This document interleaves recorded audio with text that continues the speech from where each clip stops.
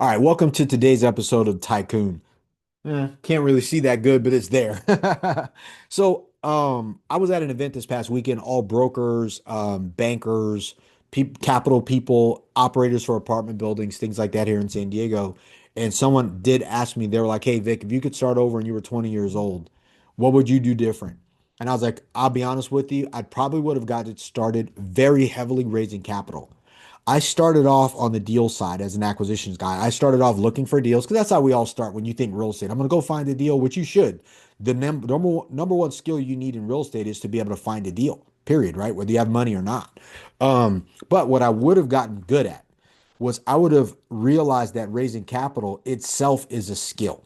No one talks about raising capital. There's no capital raising class in college or university, right? Like it's very different. But once you kind of like are in this business and you realize if you're going to do multifamily real estate like we're doing, Bell Capital, like you need to have a capital raising arm or engine inside of your company, right? So because you're building a business that buys real estate. So while you're building businesses that buy real estate, you need to have inside of the business an acquisition side and a capital raising side.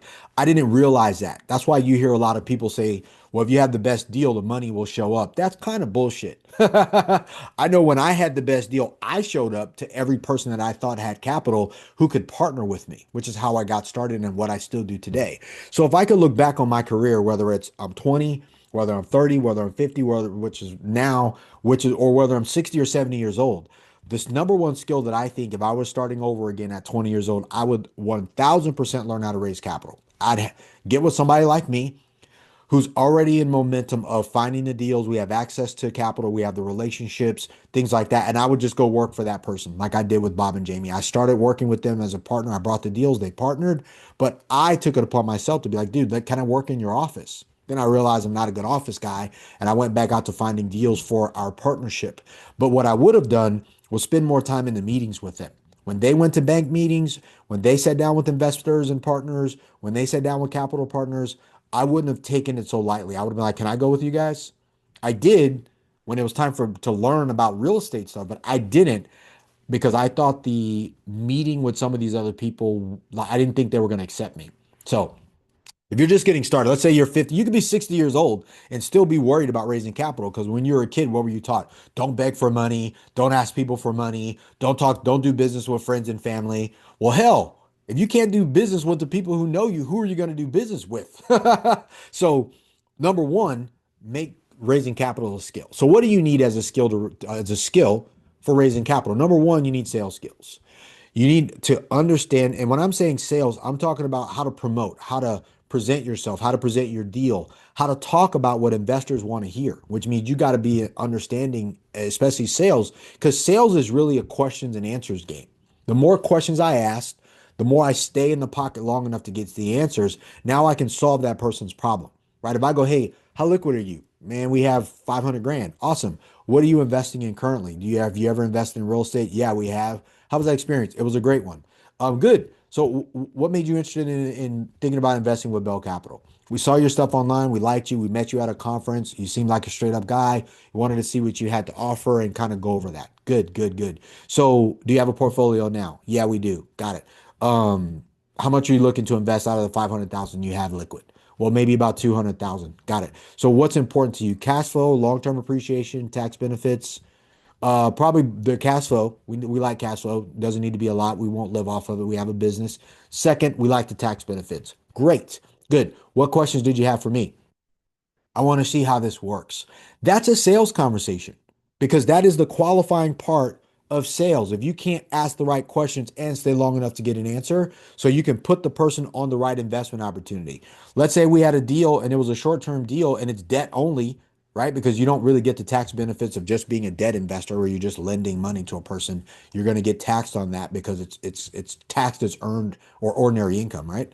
That may not be I'm like, hey, if you need the tax benefits and we're doing a debt fund, then this may not be the best for you because you will get the tax ramifications of that. There's no pass through. But on our other fund, which is an equity fund, we don't have a debt fund.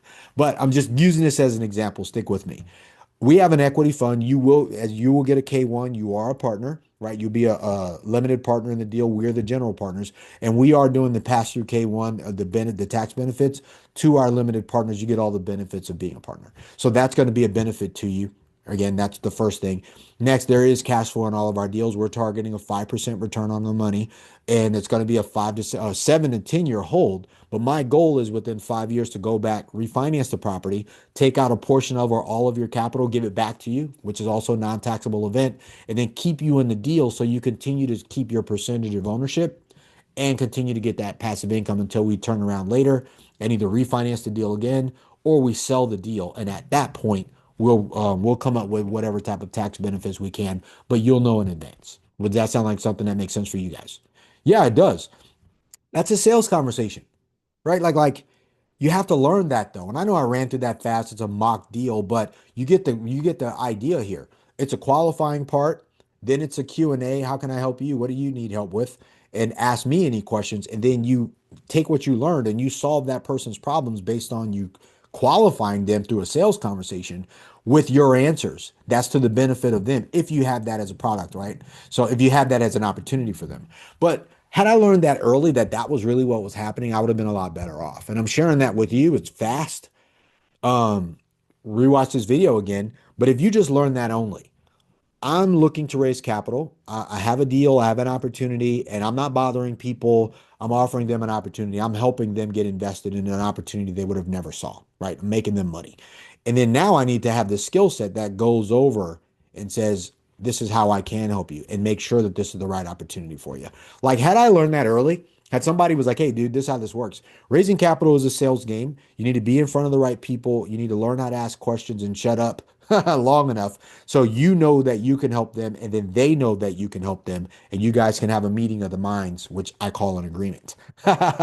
So that's one of the things that I know. Like knowing what I know now, if I was 20, I would go back and I'd be like, hey, number one skill I want to have is raising capital, working with inside of another firm or with an acquisitions guy to be like, how can I take something off your plate? Do you need help raising capital? Do you have a list? Do you want me to go off and create a group of people and build the relationships and bring them back so I can be a part of what you're doing? Because naturally, if you do that, they're going to be like, hey, yeah, you're a part of what I'm doing. You get the opportunity to invest with me. You work with me. You're helping me. Like, you don't need to own everything, right? I'd rather own like a percentage of something big than 100% of something small.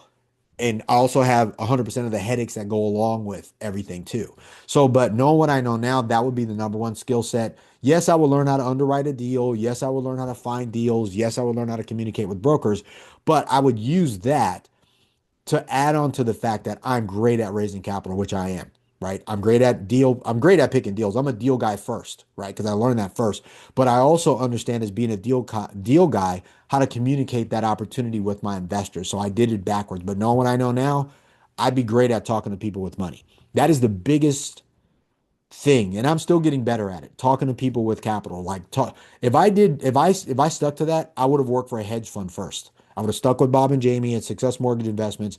I would have looked for a job, which I did. I worked with financial sales, and finance sales, annuities, insurances. So I got that opportunity to do that, budgeting, financial planning for families and things like that.